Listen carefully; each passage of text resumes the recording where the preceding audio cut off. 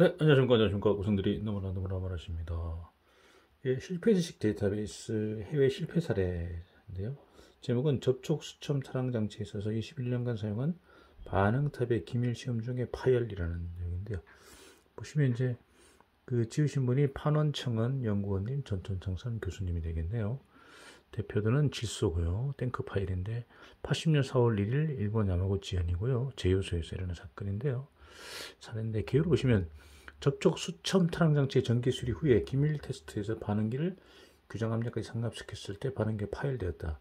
반응기 모재 또는 최초로 사용된 용접봉과 신설 시의 수정 작업에서 사용된 용접봉과의 적합성이 나빠서 균일이 발생되었고 이것이 발전되어진 것이 원인이었다. 이렇게 보고 있습니다. 반응탑은 21년 전부터 사용되고요. 10년 전부터 유관 검사만을 수행하였고 제 직전의 전기 검사에서도 보이는 범위에서의 부분 검사가 수행되는데 이상은 발견되지 않았다는 거죠. 현황을 보시면 제휴소의 사용 개시일에 20년 이상 경고된 접촉 수첨 타랑 장치 파일, 반응탑의 파일이 있었고 기밀 시험 중에 돌연 파일되었다. 전기 수리 시에 부가 공사를 수행하였는데 이에 영향을 미치지 않았다. 이렇게 보고 프로세서는 제조, 설비 보전이 되겠습니다. 예, 단위 공정 프로 보시면 이렇게 그림들이 나와 있고요. 반응탑 파일로가 있고 이렇게 분리조라든가 가스 압축기 같은 게 있고요. 예, 제2접촉 수점 타랑 장치 기밀 테스트 실시 범위 해가지고 액체 질소인데 스펠링처럼 질소로 되어 있는 질소 탱크로리 해서 이렇게 만들어졌고 물질은 질소고 사고 종류는 파일이 되겠습니다. 예, 보시면 경과를 보시면 1959년에 신설되었고 그 후 1971년까지 매년의 전기 수리에서 유관 검사, 침투 탕산 시험, 자원 탄상 시험, 펌프 시험, 전기 두께 측정이 수행되었다 되고요. 71년에는 총매를 인출하고 용선 전체선에 침투 탕산 시험이 수행됐는데 그 후에는 유관 검사만이었다 이렇게 되어 있고요. 80년 3월에 전기 수리 시에서는요 반응탑 내부에 보이는 범위의 유관 검사, 상부 및 하부 노즐링 골 구조, 고래 침투 탕산 시험, 전기 두께 측정이 수행되고 특별한 이상은 발견되지 않았다. 80년 3월 18일 27일 전기 수리 시에 있어서 반응탑의 보송소를 수행했다. 4월 1일 10시 30분경 액체질소 탱크로부터 수입 기밀시험을 개시하였다. 23시 44분 볼리게의 압력이 5.2MPa이니까 52kg 정도지 50kg 스퀘센치에 도달하게 되기 때문에 분리기의 기밀심을 종료했다. 이어서 분리기와 반응기를 분리, 반응기만 점검을 계속하였다. 23시 50분 반응기의 압력이 규정의 55kg 도달했기 때문에 장립을 종료하려고 하였을 때 반응탑이 파열되었다. 반경 650m 내의 민가 약 95채가 창문 유리 등에 피해가 발생되었다. 이렇게 되어 있고요. 그래서 이게 이제 그 당시에 이제 반응탑 파편, 총매 등이 비싼 상황입니다. 이렇게 이 650m 정도 범위 내에서 파편이 날아다녔고요. 원인은 이의 요인으로 파괴 강도가 저하되었다. 되는데 1번 이 반응과 동일의 고온 고압의 수소를 사용한 수첨 타랑 장치에서는 서서 316L 오스트라이트계죠. 크레드 강이 사용되었었다는 거죠. 이전에는. 근데 이번에 파열된 반응탑에서는요 최초로 서서 405 페라이트계 오스트라이트 페라이트계 크레드 강이 채용되었다. 이에 반응탑의 제작은 1959년이고 이 이전에 써서 316 LA 크레드 강에서는 다수의 응력 부식균이 발생되었기 때문에 이 대책을 위해서 교체한 거죠. 재질을 405로 페라이트계로 바꿨다는 거죠. 이게 이제 오스트라이트보다 페라이트계는 뭡니까? 이제 파괴 인성이 좀 떨어지죠. 얘는 좀 질기면서 질긴 면이 있고 충격값이 높은데 얘는 페라이트계 쪽이다 보니까 충격값이 좀 낮은 그런 부분 있습니다. 수소치 상태가 좀 약한 부분이 있고요.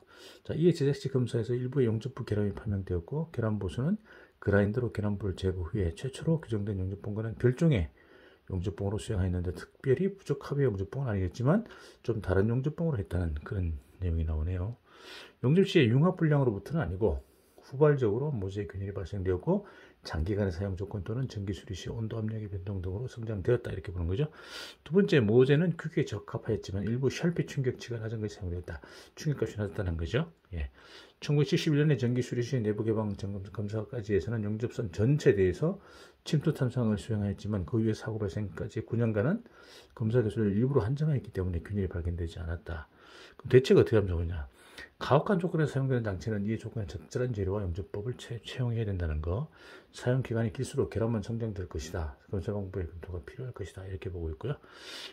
지식과 보시면 신재료를 사용한 장치에서는요, 장치 추적처와 최신 정보 수집을 게을리하지 않는다. 이렇게 되고요. 배경 보시면 고압 수소 사용의 반응기 등의 재료는 언제든지 사고 데이터의 추적에 의해 사용 가능 범위가 변화되는 취급이 용이하지 않는 성격을 가지고 있다. 이렇게 보고 있고요. 그래서 신규 재료에서는 충분한 검토를 수행했다고 말하지만 정말로 장기간을 걸쳐서 다양한 사용 조건에 모두 합격하였다고 한정할 수는 없다는 거죠. 항상 불식이나 균열의 확인이 필요하지만 12년 경과로 검사를 간편화시킨 것이 사고 발생의 기본 요인으로서 될 수 있다. 그렇다고는 하지만 대량의 총매를 전량 인출하고 또 재충질하는 시간과 금액으로부터 매년의 실시는 어렵지만 수년마다에는 충분한 검사가 필요하였을 것이다. 이렇게 보고 있습니다. 신재료에 있어서 단점이 해용 부족이라고 하는 것도 말할 수 있는데 현실로는 가혹한 요구라는 거죠. 미지의 분야에서 사용 시간이 길기 때문에 문제가 없다고 안심한 판단의 문제일 것이다. 이렇게 보고 있습니다. 후일단 보시면 신규 재료 사용의 위험성이다. 이렇게 보고 있고요.